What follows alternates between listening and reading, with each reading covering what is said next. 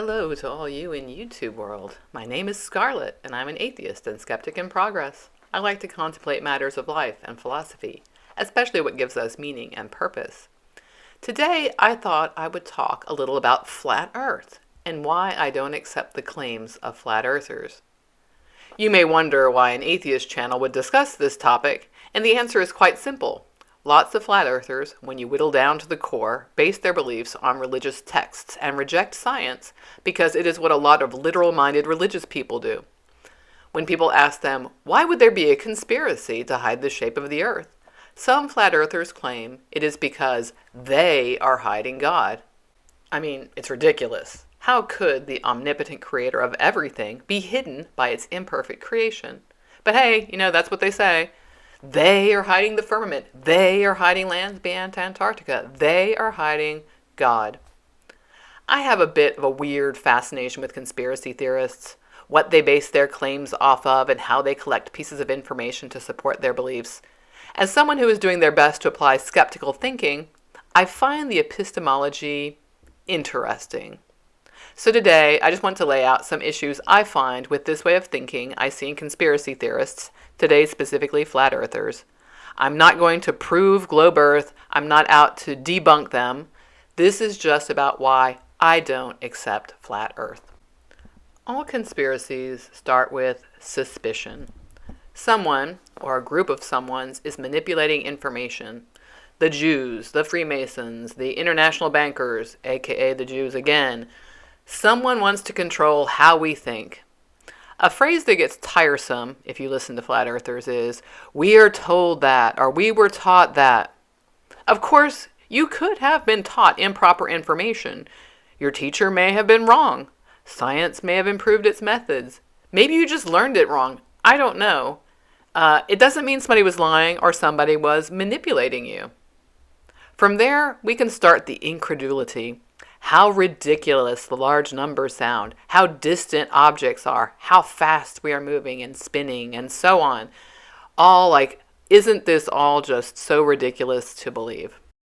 I'm going to say right here that arguments from incredulity are not impressive.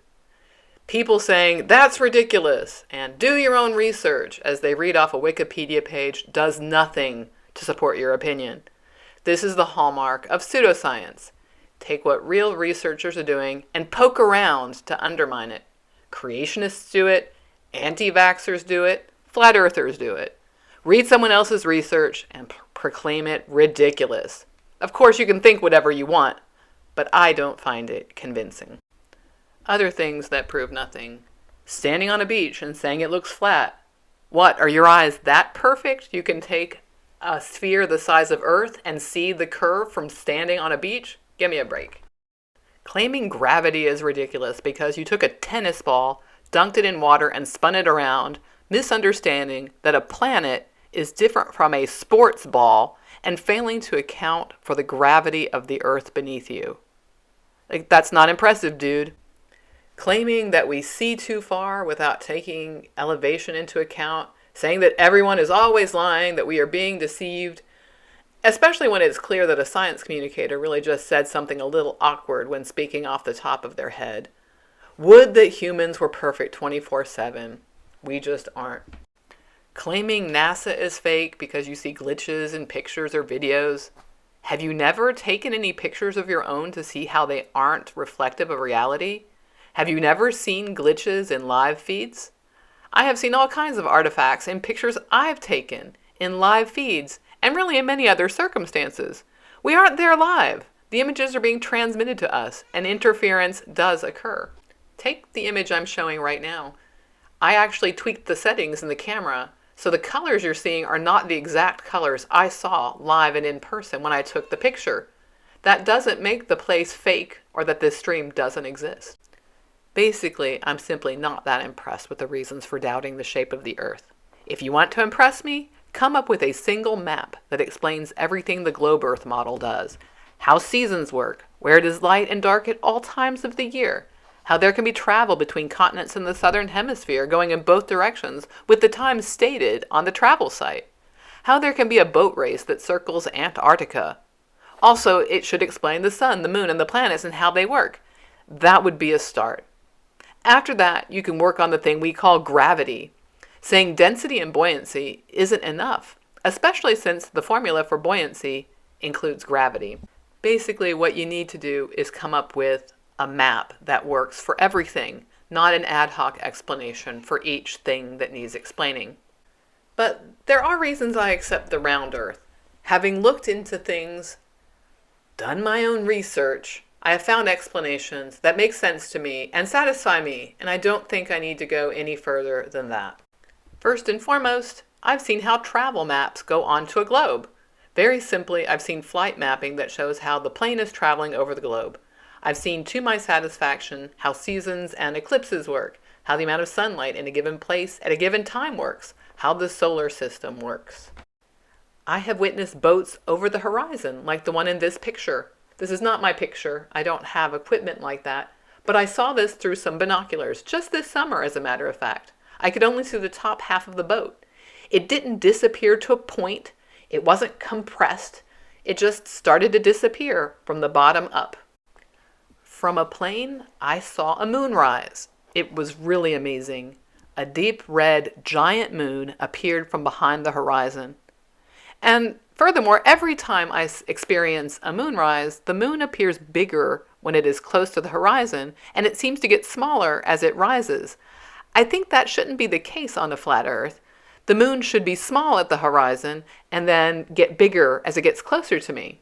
But especially from a plane, I should not have witnessed the moon rise from behind the Earth. It should have come from somewhere up above me. So that doesn't make sense on a flat Earth. As a final point, I just want to say I've also met scientists who are active in their fields, and I've heard them explain their experiments and research. I'm a college professor, and I have college professor friends.